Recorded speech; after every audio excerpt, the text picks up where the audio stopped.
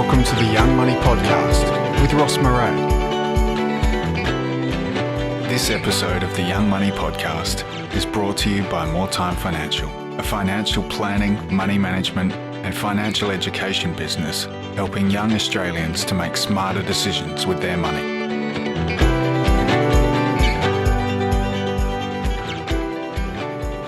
In today's episode, I share with you a chat that I had with a friend of mine, Nick Lennox. Nick is the co-founder of a business called Udeo, which is a film and media company that helps individuals and businesses to create video and audio content to help promote their products and services. Nick is also the very proud owner of two lovable small puppies, which you might notice make quite a few appearances in this episode. And for anyone that has listened to any of my previous episodes, you might notice that the name Udeo sounds familiar, and that is because Nick and his team are responsible for the post-production and publishing of this podcast. So the reason why I wanted to share this episode with you is that Nick has had quite an interesting life so far, and he shares with me what it's been like to quit his full-time job and start his own business just over 12 months ago. And most importantly, some of the challenges that he's had to overcome in that time. So I really hope you enjoy the episode.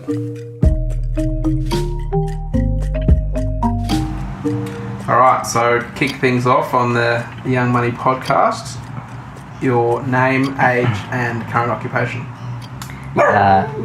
Good start. That's Dougal, my dog. My name's Nick Lennox. I'm 34, I think. Occupation, I am co-founder of Udeo, which is content creation company. So we do corporate video, photography, music film clips. And what's your background? It's actually super varied. Did you have any idea in terms of when you left school to go down the creative side of things, or like where did that first come in? Yeah, I kind of did. In year 12 at the Waldorf School, you do, as well as all your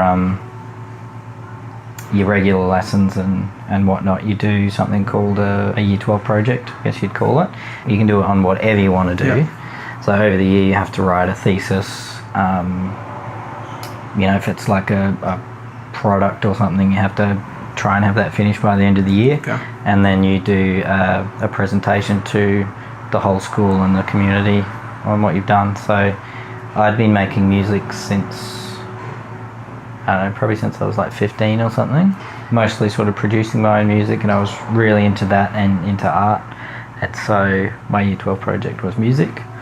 And I think it was through year 12, maybe through year 11 and 12, I got some songs on the local radio stations in Adelaide. I had like a really like minor record deal in Denmark, which never really turned into anything. I think my problem back then was like there was a lot of fear, but also just kind of laziness. Yeah. So if I had started following stuff up then and pushed a lot harder, I probably could have done okay. And what type of music? Like you singing or like you on guitar? I started off with more like acoustic-y. I think Jack Johnson was huge back then, so that kind of stuff. Bit of Banana Pancakes. Yeah. But I always sort of gravitated towards more electronic music, and making it by yourself is a lot easier as well. Sure. And that's the kind of music that's sort of got more popular as well, because I definitely don't have the voice of an angel. I don't know if it was like my parents weren't that supportive of it. It was more they probably didn't understand it I guess they didn't understand it, and they didn't like the idea of me sitting in front of a computer to make a living. Well, especially if it was 2002. That's 2002, yeah. So like even now there's still that pushback of kids sitting on the computer. Yeah. Like so you can imagine, I can imagine back then it would have been even 10 times harder to try and convince your parents that one can do this as a career. Like, we didn't even have a TV until I was 15 or something, and then a computer came a while after that. So then when I got my own computer, it was like the devil was in the house kind of thing. Not to mention just hearing doof doof doof every night. So was going to start an apprenticeship. Didn't really know what to do. Wasn't 100% on a apprenticeship. I kind of I didn't mind doing mechanical stuff because I used to work in the shed with Dad, stuff like that. But then my brother sort of talked me out of it, I guess. Said, you don't need to go straight into anything. You don't need to decide what you want to do yet. It's probably not what you want to do. And in hindsight, it wasn't what I wanted to do. And he was living in Darwin at the time, so he said I could come live with him. He could probably help me find a job and then just sort of figure it out from there. So I moved up there 2003 after I'd finished school. I think I moved up there with like a bag of clothes and maybe $200. Yeah, right. And so then bounced around Darwin, Adelaide, bounced a few different jobs, and then landed up in mining. Yeah, ended up in mining. Well, it's the construction side of mining. Yeah. So that was firstly in the uranium mine in Darwin, well, outside of Darwin. That's why I'm bald now. Gotcha. And then they lost a few contracts up there and ran out of work, but they sent me to WA, where there was heaps of work going on and it was really good money. That obviously would have been right on the mining boom, like. Yeah. That was crazy time. Yeah. And still, again, through any of this time, any of the creative side of things coming out, any more music, any filming, like. No, maybe a tiny bit of photography, but nothing. I didn't have a camera or anything. I think I used to draw a bit, but no. Again, it had just sort of. I don't think I was even thinking about it at that stage. But I think it was at Origin, probably maybe 2 years into being at Origin. I was starting to. I don't know. It's just like something wasn't right in a way. Yeah. There was something missing, and I didn't really know what it was. And Mum always said, she was actually the one that said, I think you need to be doing something more creative. Whether you just do it as a hobby or whatever. That's just in your nature, in your makeup. And then me and a friend went to Bali for a couple of weeks, and he'd been a photographer for a while, and I asked him to, teach me the basics while we were over there.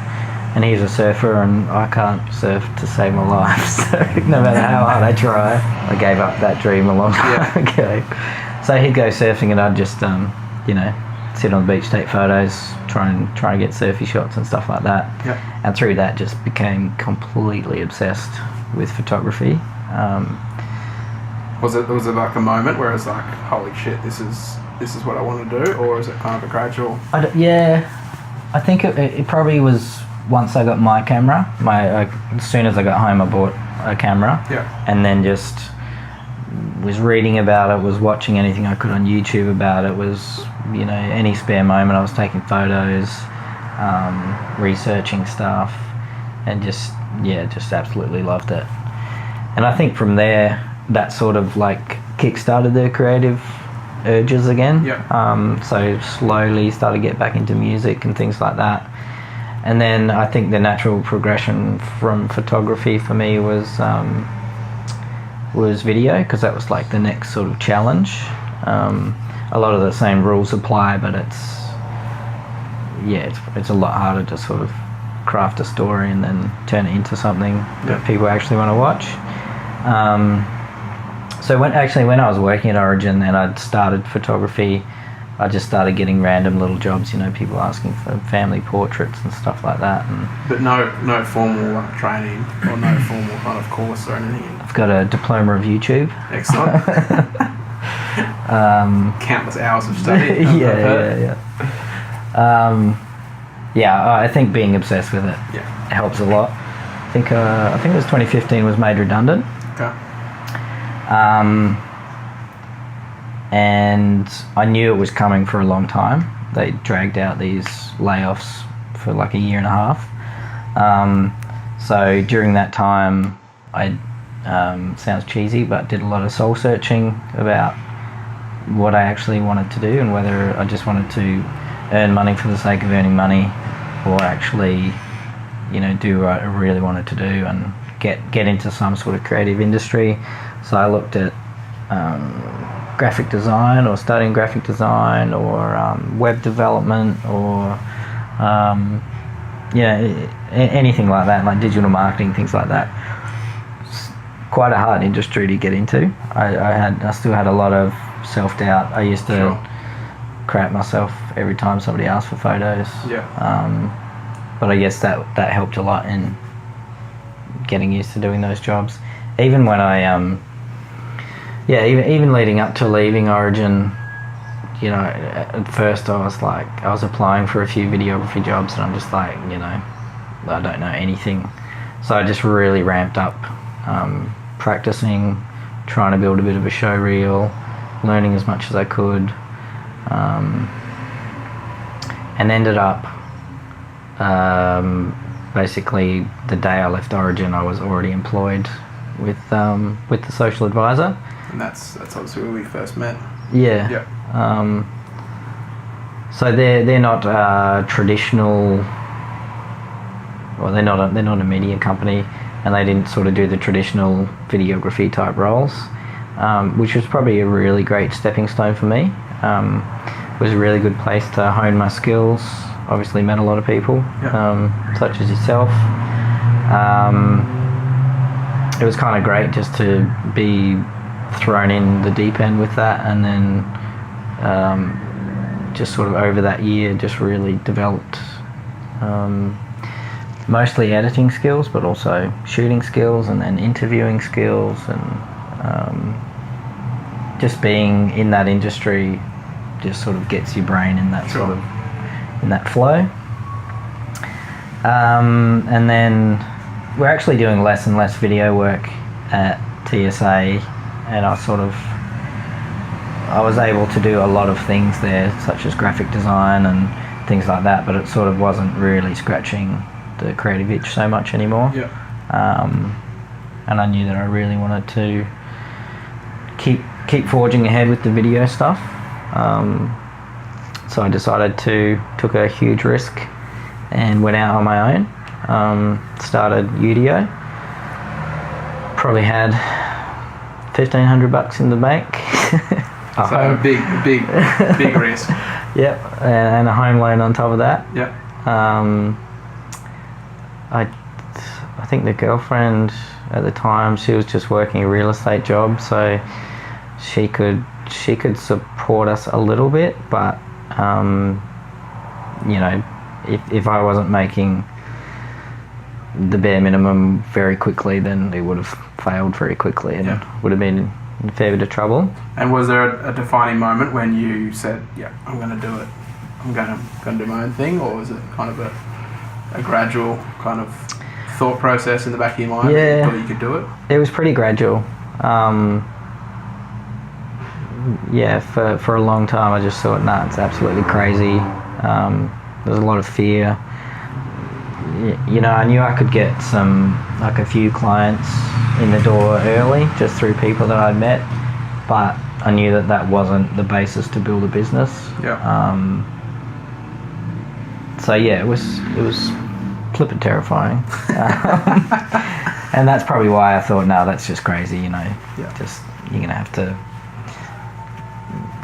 you know, either try and get another videography role somewhere, or give up on your hopes and dreams again. But then when I did it, it was kind of like almost like a big sense of relief. And a lot of things just happened organically and fell into place, which kind of immediately told me that I was probably doing the right thing. And I managed to get some pretty awesome jobs straight up,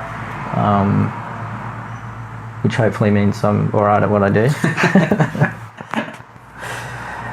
But that in some ways that kind of that thrill and that sense of freedom wears off pretty quickly. If you run like a freelance business, it'd be pretty cruisy, pretty stress free, but you know, you're constantly hunting for work and you don't know where your next paycheck's coming from. But running a business or an actual company is yeah, there's just so many like little things that you never even thought about. It's like your company gets paid, but you only get a tiny part of that to live off.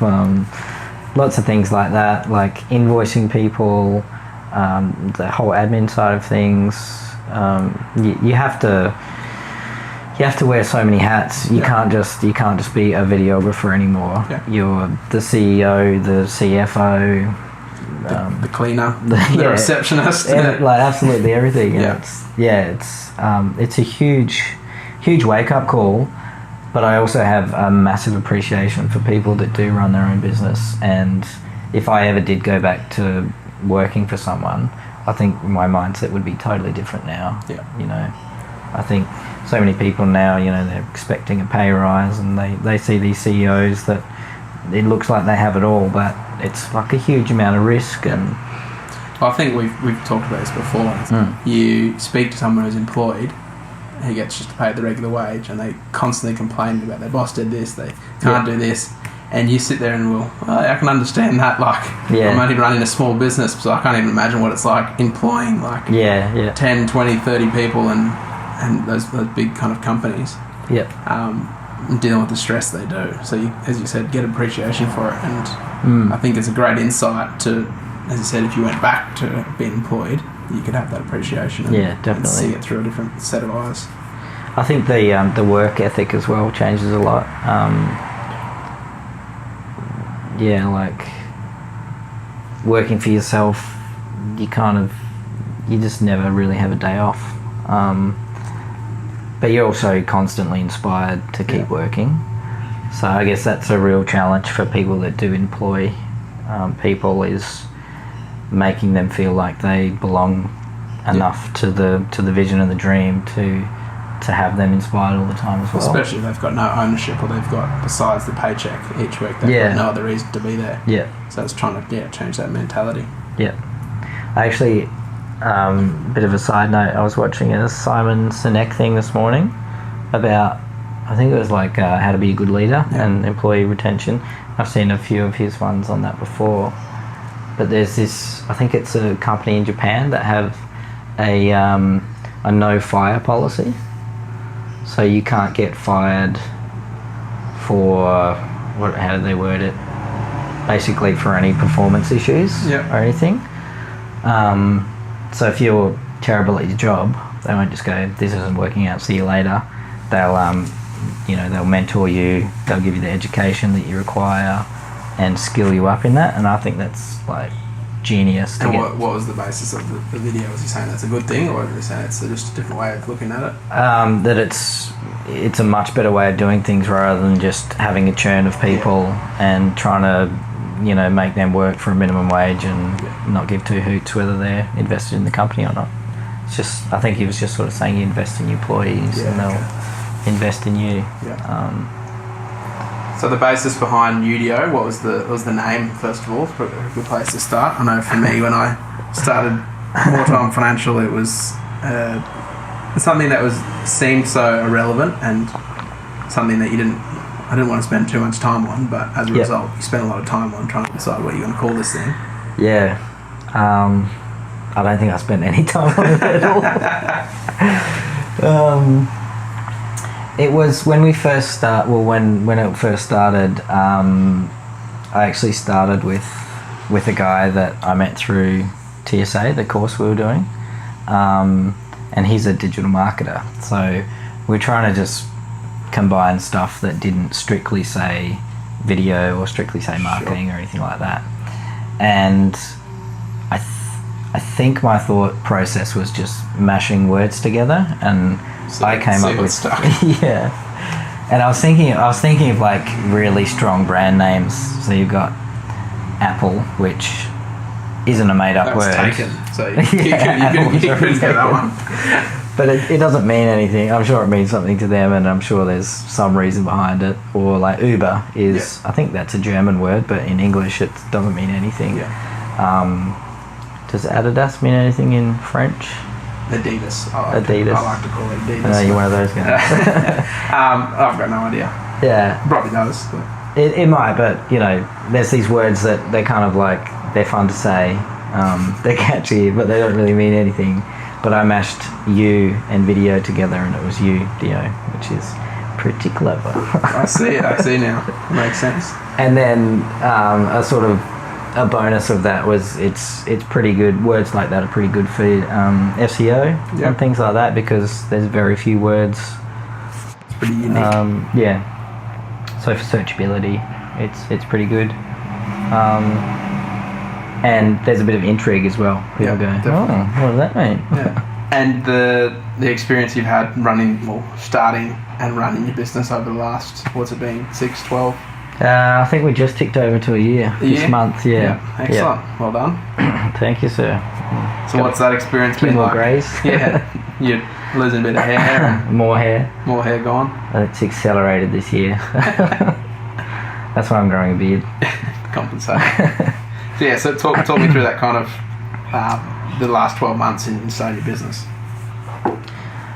Oh man, there's no easy answer. A couple of words that spring to mind. It's such like a juxtaposed thing. It's like on the one hand it's so freeing and so amazing, and I hope I can make it work and I never have to give it up. But at the same time, you have to be so invested in it, and you never stop working. Even if you're not physically working, your brain is constantly, what's the next thing I got to do? Yeah. What's the next job I got to do? How can I increase leads, or whatever it might be. So in that respect, it can be exhausting, but if it's something that you love, then it's never going to be exhausting. And I think that's where I'm at. I'm lucky that I really enjoy what I do.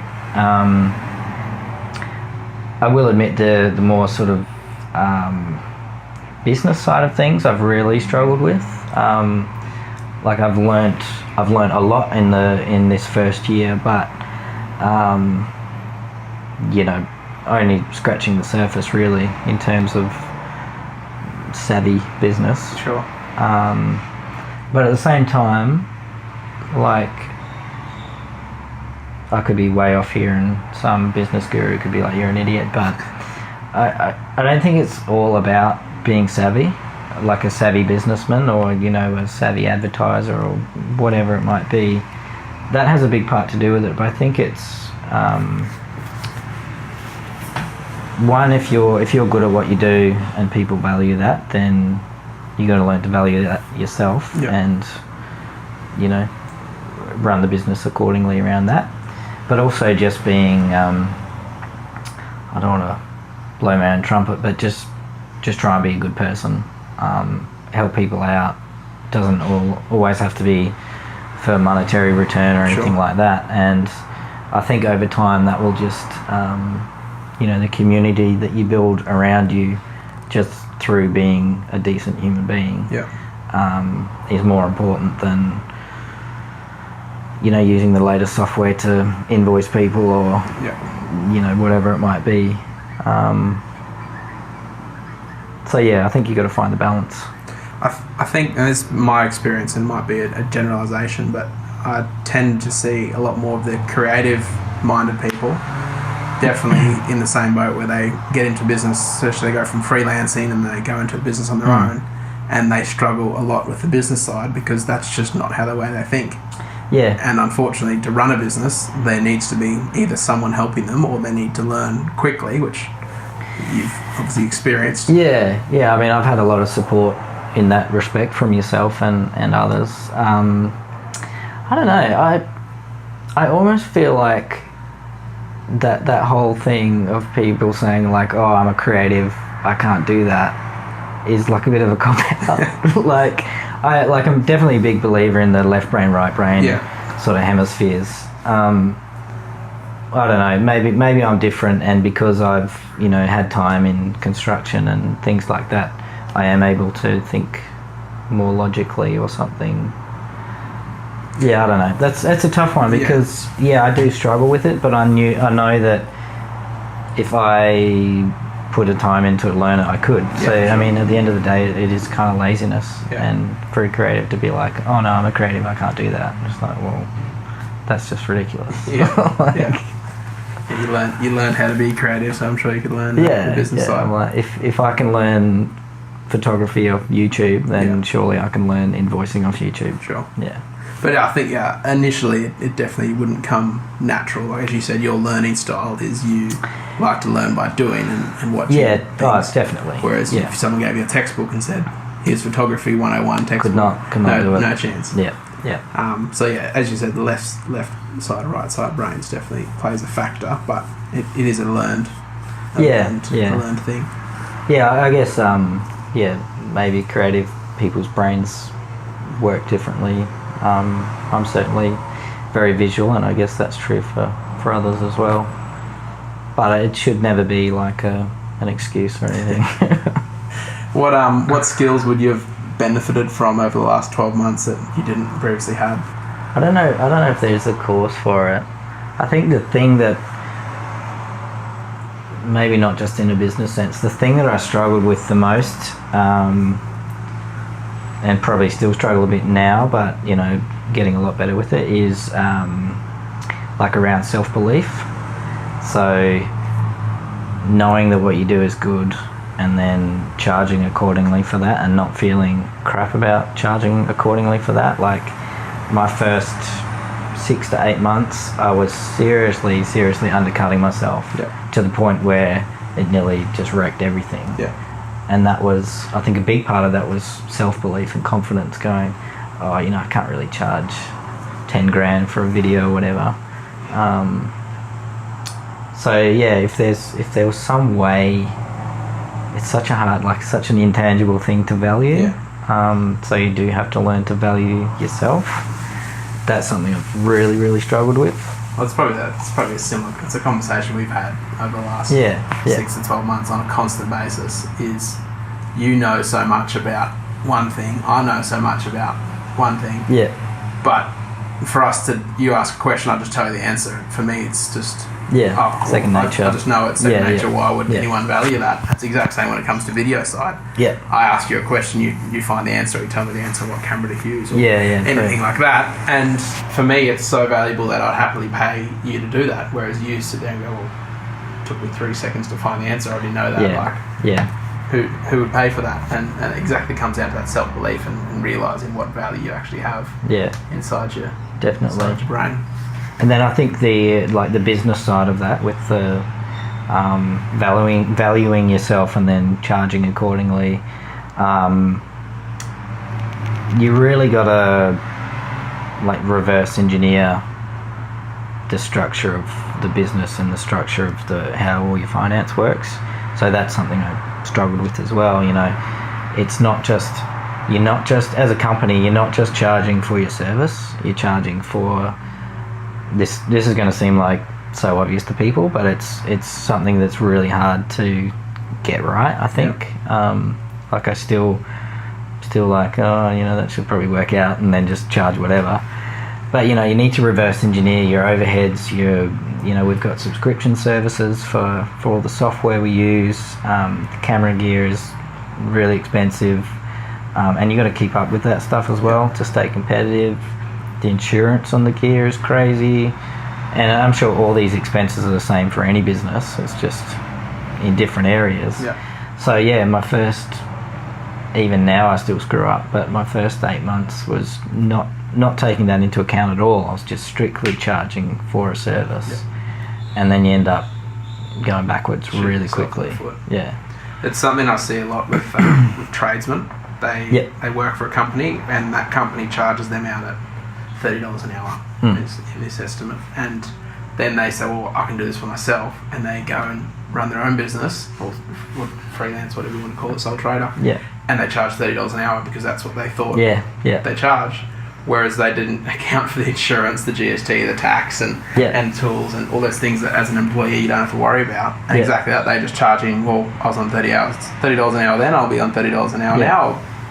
Happy days. Well, you're not taking into account not just the tools and all that, but your super, your insurance. Like, I haven't paid myself super in a year. just from screwing that up and just not being able to. There's just so many little things that you really, like, from day one, you should just be like, this is where I need to be.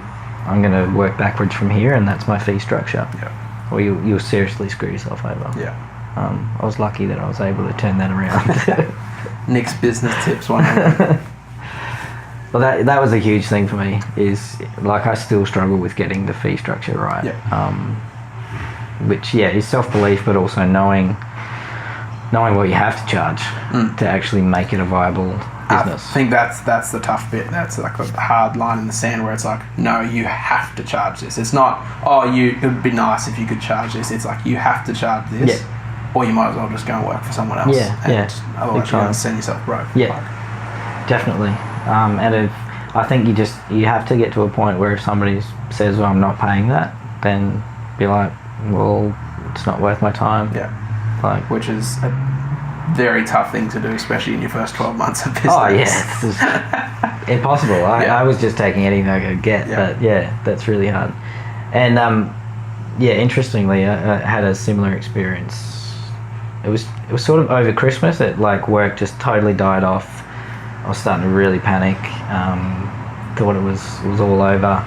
So I thought I'd just start mowing lawns on the side just to help pay rent and stuff like that. And I was just an add-on Gumtree, and again screwed myself over. Quickly learned that, like, you gotta bust your ass to mow lawns, and make a decent living out of it in summer in Brisbane with no lawnmower. Exactly. I started with no lawnmower, so I was just whippersnipping, and like people aren't willing to pay more than $60 for you to mow their lawn, and $60 an hour sounds like a lot of money. But when you're like maintenance on a mower, fuel, driving to the job, it's actually no money at all. Like, again, I was going, just making shit worse for myself. Maybe that's a good learning curve for anyone that wants to start their business. Try and start a successful lawn mowing business first. I learned a lot through lawn mowing. That was actually my first business. Mowing lawns around the local neighbourhood. I used to enjoy mowing lawns. Now I hate it. I think you can make a killing mowing lawns if you set yourself up right. But you got to have the right gear, and just, again, don't take shit from people. So talk to me about your, if this is such a thing over the last 12 months, your work-life balance. I know that's a very topical kind of statement. Has there been any? Yeah, it's actually been fantastic, because this is kind of what I would do for a hobby anyway. Like, this is what I was doing in my spare time. Fair enough, now it's a hell of a lot more serious, and there's a lot of boring stuff and whatever that comes along with it. But the reward is so great that I don't wake up in the morning and go, I gotta do this. I jump out of bed and I'm like, fuck I can smash out this stuff, and then go down the coffee shop, whatever. That side of things is amazing. I've had less free time or social time. I haven't seen my family as much as I should and stuff like that. But that's pretty understandable for a first year of business. But you think that's been, you've been willing to sacrifice that because you're doing something you love and you enjoy? Yeah, I think so. And I think you have to, what does Gary Vee say? You have to eat shit for a year to eat caviar for the rest of your life. If you're not willing to, I think it's 3 years, but anyway. Oh, it's gonna be like 10 years for me, but even being able to get dogs. I've always wanted to get a dog, and I'd never do that if I was working, if I wasn't at home enough. So it sort of allowed stuff like that. I think conversely to sort of enjoying all that, you have to be really strict on yourself, really strict. So you obviously you're sitting in your home office at the moment, so your bedroom is right next door, you've got a lounge with the TV right outside. How's that been, kind of being your own boss? working from home, getting motivated, like you said, you're jumping out of bed, but you get to a point when things get tough and you're doing the not so enjoyable side of things. Yeah, I definitely have the days that are a bit of a struggle, or it can be super easy to get distracted. I will say if you're passionate about what you're doing, and you have a fairly good mindset and work ethic, I feel like I can get more done at home in a much shorter amount of time than I ever could working in an office. Yeah. My previous job, you have a morning meeting, you do like half an hour's work, and then somebody want to talk to you about something. Meetings that shouldn't be meetings that could just be an email that are a waste of time anyway. Distractions from colleagues, then you go out to lunch, that's like an hour, and you have afternoon tea. Just all those little things, like dragged out for 8 hours, 9 hours. Whereas at home, I don't have to travel, so I get up at, usually wake up at 6. I'm usually in here by 7:30. I can get as much done as I would in an 8-hour day before lunchtime. Yeah. Just because there's no distractions. Yeah. So you do have to be strict with that, but if you know that you can get it done and then go for a walk or go out to lunch or whatever you want to do, if you get all that work done, then you laugh at it. I mean, there's been like flickering moments of, feeling a little bit defeated or something hasn't quite gone right, but no, I don't think I look back on it and go, shit, what a year that was, so flipping hard. Yeah. Like, yeah, sure, I'm pushing shit uphill all day, every day, but the shit smells good. What's the kind of trajectory, and where do you see it going? Some really, really exciting things are happening now. I think for a few reasons.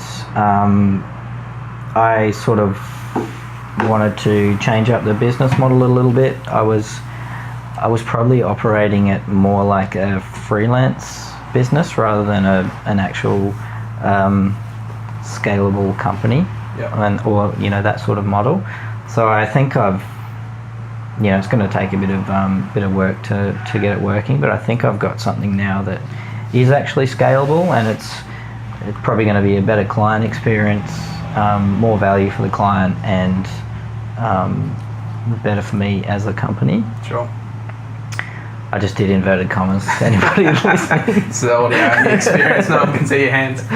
And that's all under wraps at the moment, so we'll wait to... Yeah, we're still building out the packages and stuff like that. Yep. The website's nearly done. So along with that, I realised that you can put ads on Facebook, you can post every day on Instagram, but if you're not out there meeting people, networking, really pushing yourself in that respect, it's not really going to count for anything. Yeah. I went really hard on forcing myself to sort of grow my community even more, which has been great because through that you get more connections and meet more people, and that turns into more clients. I started doing a bit of work with Pitch Black. They're like a startup coaching business. They help startups get funding and develop tech and things like that, and they're doing really well. So I became really good friends with the CEO of that company. Yep. And then just, I guess through both of us having like a similar vision, them having a need for a media aspect to what they do, and me wanting to grow my company and change the way it's operating, we decided to go into partnership together. Right. So that's just sort of come about in the last month, I think. Yep. Yep. Excellent. Which is really just so amazing, and it's happened so organically and naturally that I almost feel like it doesn't feel real at the moment. Yep. But I think it's going to be a fantastic partnership because I'm left brain and Adrian's right brain, so he's the, very business minded, really good at that side of things and what he does, really good at the client side of things, the client experience and sorry, just getting licked by a dog. So that's super exciting, and then along with that, where he's got a really fantastic office space in Brisbane because their head office is now in Melbourne. So I'll be taking over part of that office space, but we're also going to build a recording studio in there, which is going to be the Valley's biggest recording studio. With sort of two ideas that come along with that. One's a commercial aspect, so obviously podcasts are really huge at the moment. Sure. We'd like to be able to offer a really nice space for people to come and record if that's how they want to do it. Yep. The prospect of broadcast work, so voiceovers, radio advertising, things like that. So that's sort of the commercial aspect of it. And then because we're all musicians, it's a place that we can play, we can practice, and then hopefully turn that into a label as well, and sort of ideally make it easier. Get the Danish back on board after 15 years in hiding. Yeah, that'd be good. That'd be really nice. But we want to make it easier for musicians to be able to do that. Like, it's pretty hard to get off the ground these days. I mean, Triple J do a good job, but there's so much involved if you want to be a legit recording artist these days. Obviously, Brisbane's got you probably know more about it than me, but it's got a pretty good music scene, like a good up and coming. Some awesome scene. Music comes out of Brisbane. So I think, as I said, if you can have a space like that, and obviously you've got a passion for it. And people shouldn't feel like they should have to, travel to Melbourne or Sydney or even overseas to do stuff like that. Yep. We should be able to do it all here. And I think if it's done right, we can change the way it works, Excellent. In some ways, Spotify has ruined things a little bit. Maybe not ruined, but, obviously the way it worked all had to change. But it's, pretty hard for artists. You pretty much only make money from touring these days, and it doesn't need to be that way. So just a few things on your plate, just to add to a bit more of the stress and all the things that comes with run the business. It's like fun stress though. Yeah, it's like, that's good. It's a kind of sometimes keeps you up at night, but it's enjoyable stress. Yeah. Excellent. Yeah. So that probably wraps up most of the formal questions. Mm-hmm. If we jump into a couple of quick fire questions to round things out. Put me on the spot. Put you on the spot. First one, which we like to ask all our guests, what does money mean to you? Yeah, I guess I'd say money used to mean like happiness and less stress. And there is some truth to that in a way still, but I mean, this year I've try and keep as much as I can in the business, which isn't very much at all, and have been living on probably what I was making when I first left school. Yeah. So a massive transition in spending habits and what I earn, but I'm happier than I've ever been, and actually less stressed. Like at Origin, towards the end, the stress would manifest in headaches and feeling sick, and it was always a bit of a struggle to go back to work and just really unhappy. And that I was on over $100,000 there. Yep. And doesn't mean shit. Like, do you think that's like, obviously you're 34 now, so not old in any respects, but you've obviously had a bit more life experience than someone like myself. Do you think that's I think that's a really good lesson, that you were on say $100,000, $150,000 in the mines, and you were stressed, unhappy, and now you're on a lot less and you're happy. Like, do you think that just comes with age and experience? Like, I think Yeah, I think that's part of it, but it's also just like it's putting things into perspective. Like, if it's almost like if you earn less and make some mistakes with money, if you earn less, you actually appreciate what you have so much more. Yeah. It's pretty easy to get into a bit of a, get caught up in the throwaway consumer culture. Yeah. If you've got what's the word? Disposable income? Disposable income. Yeah. You don't even. It's just your account's always full. You don't really think about it or appreciate it. I think I was saying to you the other day with the lawn mowing thing. You fucking mow a lawn for an hour and a half in 100% humidity. Yeah. Being attacked by snakes for $60. You're gonna savor that $60. You look at it pretty carefully. Yeah. So I think that's a big part of it, is actually changing your mindset towards, I know this is supposed to be a quick answer, changing your mindset towards money and just appreciating not just the money but what you already have, and don't get caught up in that. I think it's a good hearing it coming from you, like obviously because you've been there, you've earned that good money. Yeah. So for me to say to someone, it's not all about the money, and they're like, well, yeah, it is, because I'm chasing it. Whereas for you to turn around and say, well, I've been there, I've earned the good money, now I'm not earning as much. Yeah. I've actually lived it, so I can tell you that there's a difference. Yeah. I think it's so much more important to have like purpose and focus and things like that than a fat paycheck. Yeah. Like, fulfillment is, you're going to live longer off fulfillment than you ever will off money. So it's a great quote. Oh, thank you.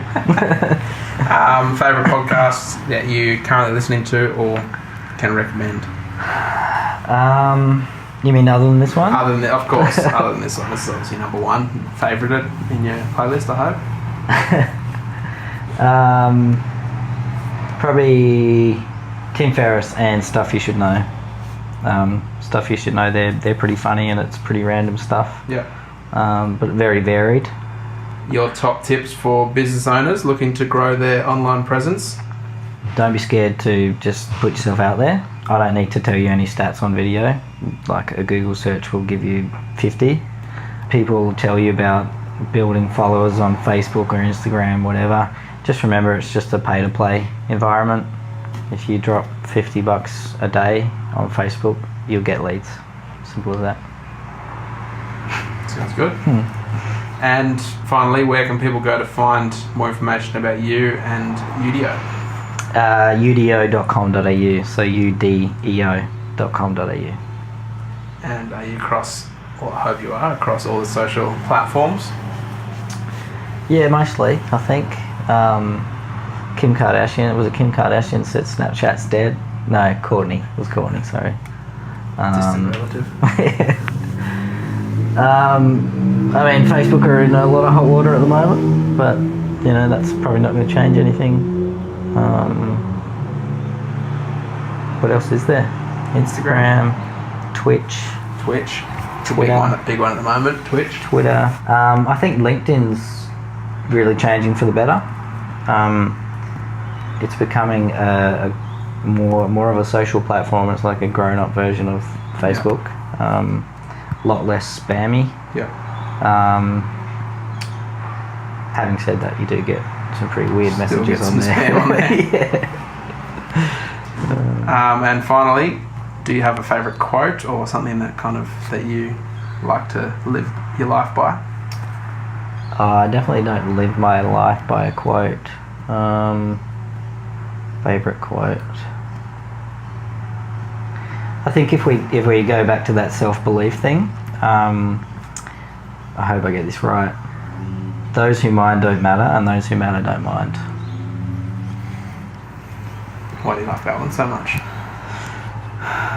Don't know. Just stuck with you? Yeah, for some reason it's just a quote I always remember. I suppose it has different meanings across multiple things. Yeah. I mean, as an introvert that has to be extroverted all the time, it's a good one to remind myself of. Excellent. All right. Well, thanks for being on the Young Money podcast. Pleasure, mate. Love your show. Love you.